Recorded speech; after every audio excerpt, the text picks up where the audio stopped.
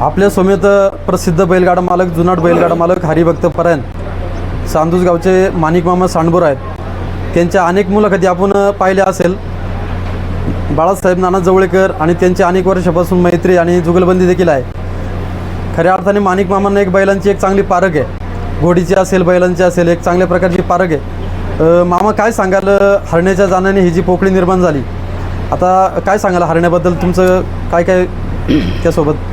खऱ्या अर्थानं आज महाराष्ट्रामध्ये जी बैलगाडा शर्यत आपल्या देवदेवताच्या कृपा आशीर्वादानं किंवा सुरुवातीचे नवसाचे गाडे म्हणून पळत होते, त्यानंतर बैलगाड्याच्या शर्यतीला वेगवेगळं स्वरूप येत चाललं। आणि खरं तर महाराष्ट्रामध्ये कुणी कितीपणी लखोपती असेल, त्यापेक्षा बैलगाडा मालक आमचा कान्याकोपऱ्यातला सर्वांपेक्षा मोठा। आणि बैलगाड्या मालकाची जी नाळ जोडलेली गेली ती महाराष्ट्रामध्ये कुठल्याही राजकारणी माणसाला किंवा अजूनही आपल्या नात्यागोत्याच्या माणसाला प्रत्येकापाशी स्वार्थ दडलेला आहे। पण बैलगाडा मालक आपल्या बैलगाडा मालकासाठी पाठी 5 वाजता उठूनसुद्धा एकमेकाला सहकार्य करण्यासाठी प्रत्येकजण आपण आपल्या घाटात उभे असतो। परंतु या मांडेकर परिवारामध्ये हरण्या आला। पहिला तर संतोष शेठ मांडेकरांचा गोटा खाली होता। 7 वर्षानंतर हे जे वैभव उभं राहिलं हे हरण्याच्या आणि लक्षाच्या किंवा मचेच्या आशीर्वादानं उभं राहिलं। आज हा खऱ्या अर्थानं हरण्या जसा आपल्या महाभारतामध्ये किंवा रामायणामध्ये जो हरण्या गेला तो हरणाच्या काळजाचा यांच्या घरातला हा हरण्या होता। खऱ्या अर्थानं हरण्या म्हणजे न हरणारा बैल होता बरं का।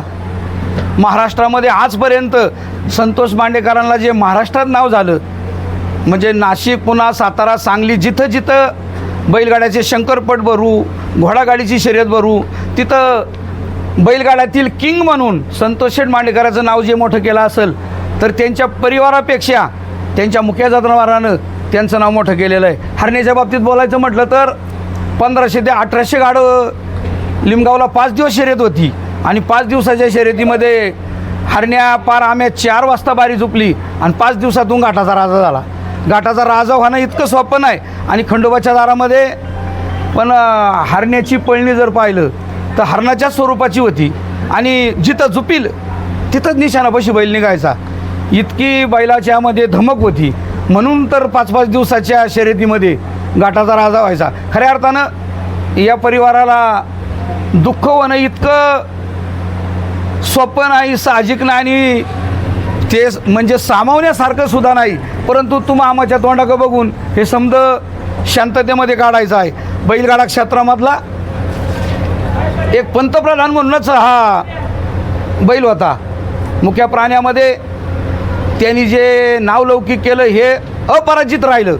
आणि हरण्याचं 5 दिवसापूर्वी जाणं झालं ना, आज दसक्रियेच्या कार्यक्रमाच्या निमित्तानं आपण सर्वजण लय मोठ्या संख्येने उपस्थित आहात। सर्वांना या परिवारानं आल्यानंतर या ठिकाणी आपल्या भामपट्ट्यामधील ज्यांना कीर्तन केसरी, प्रवचन केसरी म्हणलं जातं असं बाळशाराम महाराज मेंढ्यांचं प्रवचन होतं आणि सर्वांना या परिवाराच्या वतीनं महाप्रसाद किंवा अन्नदान करण्याची जी माणसाची दातृत्व असते ते प्रत्येकाला स्वतः मांडेकर परिवार हातात बादली घेऊन सर्व गाडे मालकांना किंवा आलेल्या त्यांच्या पाहुणे मंडळींना एवढ्या मोठ्या दुःखामध्ये सर्वांना वाढण्याचं काम केले।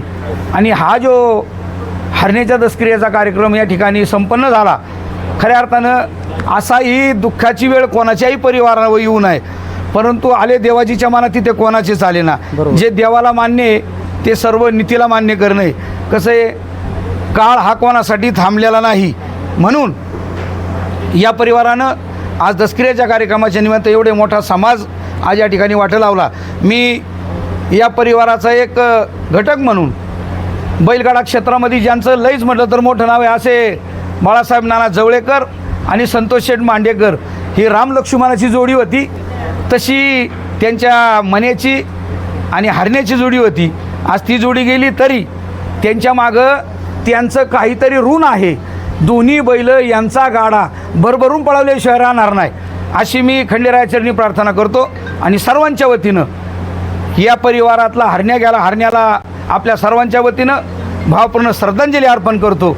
आणि मी या परिवाराचा एक जवळचा घटक म्हणून आपणा सर्वांना विनंती करतो की आपण बैलगाडा क्षेत्रामध्ये कुठेही मागं न राहता आणि कुठं खचून न जाता संतोष शेठ मांडेकर, बाळासाहेब नाना जवळेकर आणि पुणे जिल्ह्यातील नवे तर महाराष्ट्रातील सर्व बैलगाडा मालकाच्या वतीनं आलेल्या सर्वांचं ऋण व्यक्त करून हरण्याला अखेरची भावपूर्ण श्रद्धांजली अर्पण करून थांबतो.